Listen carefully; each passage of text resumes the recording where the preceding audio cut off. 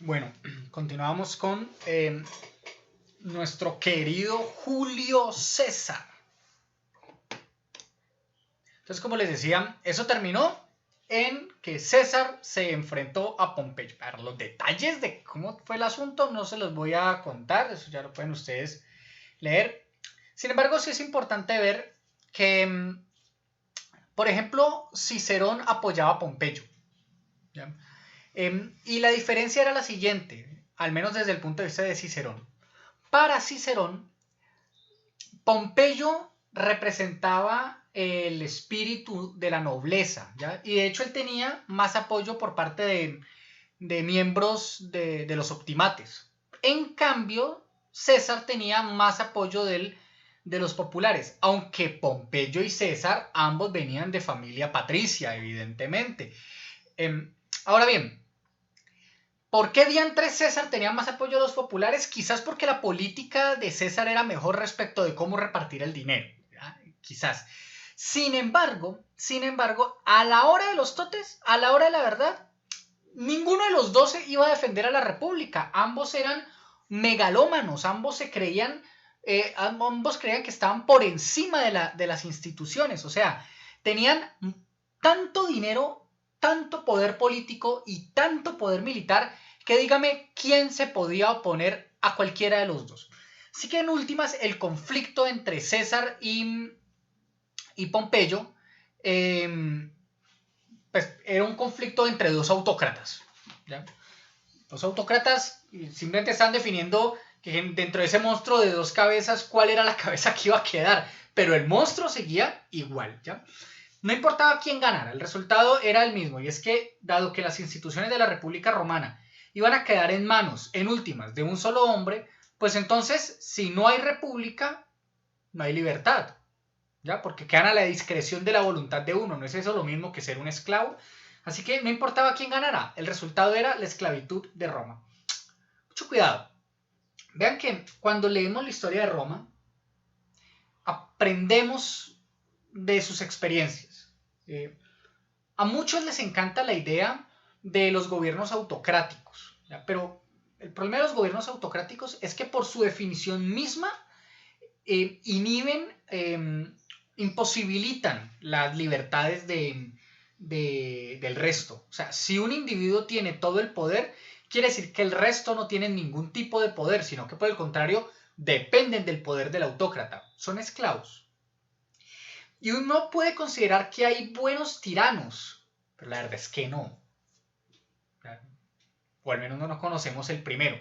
Y para los romanos republicanos, la idea de tener un autócrata, pues realmente era problemática. Era muy, muy, muy problemática. Desde un punto de vista ideológico es supremamente problemático, pero también desde un punto de vista práctico. Y es, ¿quién controla a un tipo de estos? ¿Se acuerdan lo que veíamos en el tema de Lucio Sergio Catilina? ¿Quién controla las pasiones de un individuo que se cree más que toda la república? ¿Quién controla las pasiones de un individuo que se cree Dios? Nadie, ¿ya? Entonces, los autócratas siempre han sido muy problemáticos, supremamente problemáticos. Ahora, a diferencia de la guerra civil, con la dictadura de Sila, que abarcó solamente a Italia, esta fue una guerra civil en todo el Mediterráneo, en todo el Mediterráneo, desde Hispania hasta Egipto. Todo el Mediterráneo estuvo allí involucrado.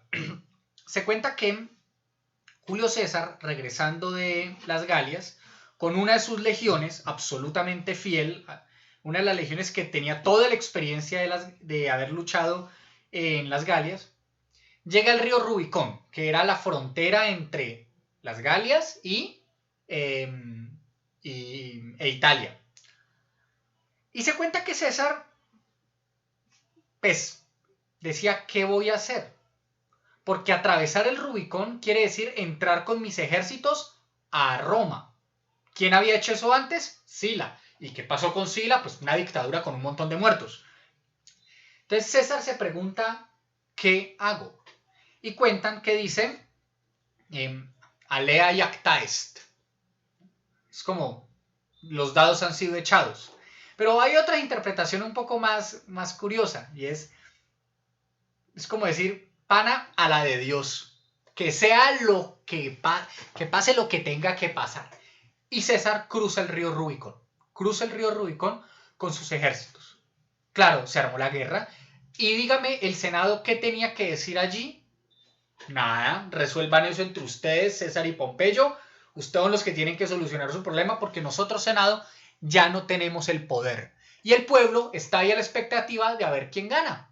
Así pues, noten que la historia de la República termina convirtiéndose en la historia del conflicto entre dos individuos excesivamente poderosos. Bueno, esa guerra, como les digo, abarcó todo el Mediterráneo, y en últimas eso terminó en la batalla de Farsalia. Varias décadas después, Lucano, de hecho un siglo después, Lucano, un literato romano, va a escribir su, digamos, épica histórica llamada Farsalia, y va a contar la historia de Farsalia. Si a usted le gusta el gore, lea esa historia, lea Farsalia. Uy, juepucha, yo creo que no hay escenas tan sangrientas después de la Ilíada como en Farsalia. O sea, eso es terrible. Y yo creo que Lucano no estaba exagerando tanto. En la batalla de Farsalia se decidió la suerte de estos dos, y César, que tenía mejores tropas, mejor entrenadas, y más tropas además, logró vencer a Pompeyo. Bueno, Pompeyo en últimas terminó escapando a Egipto y murió asesinado por unos traidores, pues. Entonces tuvo una muerte supremamente triste. Pero pues, ¿qué muerte es feliz? El punto es que después de la muerte de Pompeyo, César quedó como amo y señor de toda la, comillas, República Romana. Ahora, algunos asuntos importantes. Cuando César regresa a Roma, obviamente lo hizo con una procesión triunfal. Eso hubo botín, lo que ustedes no se alcanzan a imaginar. En videos pasados les mostré una representación del siglo XVI sobre el triunfo sobre la procesión triunfal de César. Bueno, los autores de la antigüedad dicen que eso fue ya está grotesco. O sea, eso hubo tanto esclavo y tanto botín que eso duró días y días y días, esa procesión triunfal. Sin embargo, había algo supremamente molesto. Y es que, listo, había esclavos galos, había esclavos egipcios, había esclavos íberos, había esclavos de todo lado, pero también había escenas de muertes de romanos. Y también había celebración sobre la muerte de romanos. Es decir, romanos y extranjeros estaban exactamente al mismo nivel a los pies de César el Conquistador. O sea, la distinción entre ser un hostis, entre ser un extranjero / enemigo y ser un romano, ya había desaparecido por completo. A los pies de César ya no había necesidad, o sea, ya no había distinción alguna entre ser romano y no serlo. La vida y la muerte ya no dependen del derecho, sino del capricho de un dictador. Y es porque César, ni corto ni perezoso, se hizo nombrar dictador vitalicio. Así como lo oye, dictador vitalicio. Vea, Sila, con todo y lo asesino que fue, tuvo una dictadura de un par de años y dijo, bueno, ya, y se retiró. Por lo menos decidió retirarse. César dijo, no, papá, yo aquí estoy y aquí me quedo. De aquí no me mueve nadie. Bueno, ¿qué opina usted de eso? ¿Qué opina usted de una república que acaba de volverse una dictadura en términos estrictos? Por supuesto, las riquezas de César eran tantas que había una cierta, digamos que había un cierto flujo de caja. Las conquistas eran tan amplias que Roma hace un siglo no tenía enemigos externos. Y las reformas que estaba introduciendo César, pues algunas eran interesantes, ¿ya? Pero el tipo era un autócrata, el tipo era un dictador. ¿Cómo lo analizaron los romanos de la época? Bueno, había muchos que por supuesto estaban de parte de César, pero también había una gran oposición a la autocracia de César. Una gran oposición. Y es que es muy sencillo. Si César tiene todo el poder, el resto no tiene nada de poder. Es decir, el resto que son romanos y por ser romanos son libres, ya dejan de ser libres. Y si no son libres, son esclavos. Y si son esclavos, ser romano no vale nada. Ahí hay un problema muy grande, ahí hay un problema gigantesco, ¿ya? Y es que la idea misma de una república y de mantener el espíritu de la república acaba de desaparecer, ¿ya? Estamos en el mismo problema que tenían los romanos en la época monárquica bajo el reinado de Tarquinio el Soberbio. Y bajo la misma idea, uno de los, comillas, descendientes de Bruto, el que asesinó a Tarquinio el Soberbio, decidió asesinar a César. Bueno, en más o menos el 15 de marzo del año 44 a.C., es decir, algunos meses después de que César se hubiese proclamado dictador vitalicio, un grupo de senadores republicanos decidió asesinar a César. Así como cuando decides asesinar al dictador. Estaban, desde una perspectiva griega, era un tiranicidio. Desde una perspectiva romana es un regicidio. Solo que regicidio suena peor que tiranicidio. Tiranicidio no suena como que, hey, Jay, lo lograron. En cambio, regicidio suena como raro. Bueno, para el caso es exactamente lo mismo. Cuentan los historiadores posteriores que un adivino incluso le dijo a César, ten cuidado en los idus de marzo.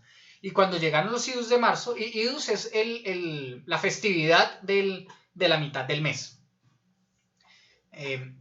Llega César y le dice al adivino, hey, ya llegaron los idus de marzo y no pasó nada. Y el adivino le dice, sí, pero tranquilo que no se han acabado. Y en efecto, iba César feliz caminando por allí, cuando se acercan un grupo de senadores a decirle que firme algo, una petición, una vaina por el estilo, y cuando César tranquilamente se coloca a revisar lo que le están pasando, tarán, le caen en gavilla y lo dejaron como alfiletero. Le metieron una cuchillada que usted no alcanza a imaginar. Huepucha, pobre tipo. César lo único que alcanzó fue como a medio reaccionar y decir como que, epa, ¿qué pasó? Y ve a Bruto, que era como uno de sus hijos adoptivos, y le dice, uy, ¿y usted qué? Pero si yo soy su papá. Bueno, nada que ver. Asesinado, pero requete asesinado, lo dejaron como alfiletero. Perdón, denme un momentico. Qué pena. En esta representación pictórica del siglo XIX, la muerte de César, se ve, primero, vean cómo se representa a César. Se lo representa con los mismos atributos imperiales. Para la concepción del siglo XIX, Roma es básicamente el imperio. Todo fue igualito al imperio de Augusto. Pero bueno, no. Ahora, estos signos de la capa púrpura, de la corona de laurel dorado, eso ya Pompeyo lo había empezado a instaurar, si recuerdan lo que les explicaba, el cetro de poder. Entonces a César ya se lo presenta como un emperador, ¿ya? Pero bueno, realmente él no tenía el título de emperador, pero ya comportaba como uno. Ya era un autócrata dentro de un estado gigante con una extensión territorial gigantesca. Entonces aquí podemos ver a Bruto a punto de lanzarle la primera puñalada. Entonces asesinan a César, ¿ya? Ve, una de las cuestiones curiosas, irónicas del asesinato de César, venga, les muestro este otro cuadro, es otra representación, pero de finales del siglo XVIII sobre el mismo tema, y es que asesinaron a César debajo de una estatua. ¿Sí recuerdan esta estatuica? Ya les las mostré ahora. Bueno, es la estatua de Pompeyo, ¿ya? Entonces es muy curioso que César haya muerto justo a los pies de su contendiente, de aquel al que él había vencido. Bueno, las ironías de la vida. Ahora la pregunta que nos importa es, ¿se justificaba el asesinato de César? Piénselo desde un punto de vista de la teoría política, ¿ya? ¿Se justificaba asesinar a el autócrata? Desde la perspectiva de Cicerón, Cicerón no estuvo ahí en la gavilla dándole chuzo a César, pero probablemente el man haya sido de los que conspiró para matar. O sea, casi que póngale la firma. No existe la prueba, la evidencia, pero todos los autores de la antigüedad y todos los autores del mundo contemporáneo sospechan muchísimo de que Cicerón fue de los que estuvo allí planeando el asesinato de César. Cicerón era un anticesariano y las razones de Cicerón eran pro-republicanas, tal como cuando denunció a Catilina, Cicerón sigue diciendo, no puede ser que un hombre tenga todo el poder en la república. ¿Ya? Ese es como el argumento sensato de Cicerón. Sin embargo, el problema con Cicerón es que Cicerón se salta las leyes y las instituciones cuando él se le da la gana según los enemigos que tenga. Y entonces, algo básico, algo elemental de la República Romana es pues, que no puedes asesinar a tus mismos ciudadanos. ¿Ya? Ese es como el intento de todo el derecho romano, es de evitar la violencia política y de tramitar los problemas a través de la ley. Bueno, para Cicerón, sí, se justificaba matar a un ciudadano romano, se justificaba matar a un general victorioso, se justificaba matar al que había sido cónsul, se justificaba matar al que había tomado la dictadura, se justificaba matarlo porque era un autócrata que ponía en peligro a la república. Entonces, mucho cuidado, porque desde la perspectiva de Cicerón, pues tampoco es que haya mucha legalidad, que digamos. Así que estamos en una situación bastante conflictiva. Por un lado tenés un autócrata, o tenemos un autócrata, que en efecto pues ya ha derrumbado los cimientos mismos de la república. Ya, todo el poder está en él y a saber lo que le vaya a pasar al tipo. ¿Ya? Depende si hoy se levantó de buen ánimo o de mal ánimo. Pero por el otro, asesinar a un ciudadano pues, es ir en contra mismo de las leyes de la república. Entonces, ¿qué hacemos? ¿Dejamos que la república caiga o hacemos que la república caiga? ¿Qué consideran ustedes? ¿Que se justificaba o no se justificaba el asesinato de Julio César? Piénselo desde un punto de vista más amplio. ¿Se justifica o no se justifica el asesinato de alguien que está en el poder? ¿Se justificaba, por ejemplo, el asesinato de Saddam Hussein por parte de los Estados Unidos? ¿Se justificaba el asesinato de Gaddafi en Libia por parte de los Estados Unidos? O sea, ¿bajo qué criterio y bajo qué marco legal es legítimo asesinar, bueno, legítimo y legal, ¿ya? Asesinar a alguien que está en el poder? Ahí tenemos un bache. Y créame que ese bache todavía no ha sido zanjado ni siquiera en el derecho internacional contemporáneo. O sea, eso todavía no se ha podido establecer. Pero piénselo usted desde un punto de vista de la teoría política. Bueno, yo no les voy a dar la respuesta, eso es algo que usted tiene que pensar. Hay artículos sobre el tema, pero piénselo, porque esas son las preguntas que hay hoy. ¿Ya? ¿Hay que darle un golpe de Estado a Maduro? ¿Ya? Porque alguien dice que es dictador. Hay que darle un golpe de Estado a Ortega, el de Nicaragua, porque alguien dice que es dictador. Hay que darle un golpe de Estado y asesinar a X, a Y, a Z. Mejor dicho, introduzca el nombre que usted se le dé la gana y que sea de una posición política diferente bajo la excusa de que pone en riesgo la república. Esas son preguntas políticas que hoy todavía no sabemos responder muy bien y que los romanos ya se estaban haciendo. Bueno, el punto aquí es el concepto de hostis. ¿Ya? Si recuerdan, hostis en plural, hostes, traduce extranjero o enemigo, las dos cosas. Porque para la concepción romana, todo extranjero es por principio un enemigo, alguien con el cual se puede hacer la guerra. Claro, hay un derecho de guerra, hay un ius belli, pero pues estaba la idea ahí de que hay un derecho también que rige a la guerra, lo que hoy entenderíamos nosotros como un derecho internacional humanitario.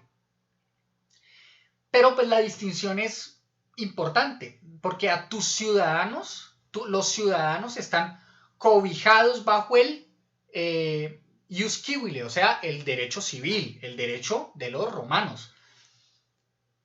Así que todos los problemas hay que tramitarlos de acuerdo al derecho, no de acuerdo a las armas. Pero cuando se rompe la distinción entre quién es extranjero y quién no lo es, pues la noción misma de derecho se desmorona. ¿Y se acuerdan lo que dice Cicerón en República? que el derecho es la base de la república, lo que mantiene unida la república, y que si los ciudadanos no defienden el derecho, pues ya no tenemos una república. Si los ciudadanos prefieren defender a un individuo particular en vez de defender el derecho mismo, ya las estructuras mismas del derecho y las instituciones, pues ya no tenemos una república, ya tenemos algo completamente diferente, ya tenemos lo que los griegos llaman una tiranía. Recuerden el concepto aristotélico de tiranía, ya un individuo que simplemente hace las leyes según lo que se le dé la gana. Así pues, cuando se declara hostis a un ciudadano romano, básicamente lo que se está haciendo es quitarle todos los derechos, por ejemplo, el derecho a la vida. Así pues, cuando se asesina a un ciudadano romano, sea en una guerra civil o cuando se asesina a César, se ha roto por completo la distinción entre quién debe ser aquel al que se tenga que proteger y quién es aquel al que no se debe proteger. Es decir, sobre quién recae el derecho civil y sobre quién no cae. O sea, ya no hay algo así como un derecho que construya la república. Declarar hostis publicus a alguien, es declararle un enemigo de la república, es quitarle su condición de ciudadano. ¿Ya? Es decir, ese individuo quiere acabar con la república, no es solamente un criminal, un ladrón, un asesino, no, es alguien que quiere destruir a la república misma. Así que, en teoría, se lo debería atacar, pero eso es imposibilitar que el otro individuo se defienda, porque es imposibilitar que acceda a un juicio justo. Hostis publicus es el equivalente, nosotros tenemos un equivalente y es el de terrorista. ¿Ya? Ven que a los terroristas nunca nadie los juzga, sino que es como, no, es un terrorista, mátenlo, no pasa nada, eso ni siquiera es un ser humano. ¿Ya? Como la cárcel de Guantánamo. ¿Ya? Allá que hay terroristas. ¿Y han tenido un juicio? No. Y los torturan, los matan, vienen en condiciones inhumanas, pues porque son terroristas, no son ni siquiera humanos. ¿Ya? Recuerden el discurso de la seguridad democrática. Es que son guerrilleros. O sea, si eres guerrillero, entonces eres terrorista. Si eres terrorista, no mereces un juicio, te pueden asesinar en todo lado, y no se necesita ni siquiera probar que alguien es guerrillero, ni siquiera terrorista. Solamente con enunciarlo, ya ese individuo pierde todos sus derechos como colombiano. ¿Ya? Entonces, la noción de hostis y la noción de terrorista funcionan igual. O sea, funcionan no igual, sino de una forma muy parecida. A todas estas, busquen a ver cuál es la definición de terrorista. Y van a ver que lo máximo que van a encontrar es aquel que ataca aquel que en vez de atacar objetivos militares ataca objetivos civiles. O sea, algo así como el ejército colombiano cuando mata a civiles y los hace pasar por terroristas caídos en combate. Es lo mismo. ¿Ya? Entonces, no hay una definición formal y con un criterio fuerte sobre qué es un terrorista. Simplemente alguien lo enuncia y ya es terrorista. Ya pierde todos sus derechos como ciudadano. Ya se lo puede matar, ya se lo puede por debajo. Mejor dicho, los perros tienen más derechos que los terroristas. Con la noción de hostis sucede muy parecido. Los invito a que busquen sobre esta noción. Sucede muy parecido. Cuando se declara que un ciudadano romano es hostis, ¿ya? Hostis publicus, se está diciendo ese individuo no tiene ningún tipo de derecho en la ciudad. No es romano. Y si no es romano, es extranjero. Si es extranjero, es enemigo. Si es enemigo, y además enemigo de la república, el Senado debe movilizar todas sus fuerzas para acabar con ese individuo. Bueno, esas son las pretensiones de Cicerón y eso es lo que Cicerón estaba intentando hacer. Y todas estas ideas que estamos planteando acá, noten que llevan a eso, a la pérdida de distinción entre quién es un ciudadano y quién es un extranjero. Es decir, una ruptura completa del derecho. Esto lo vamos a ver en el próximo video, sobre todo con los eventos que siguieron a la muerte de Julio César.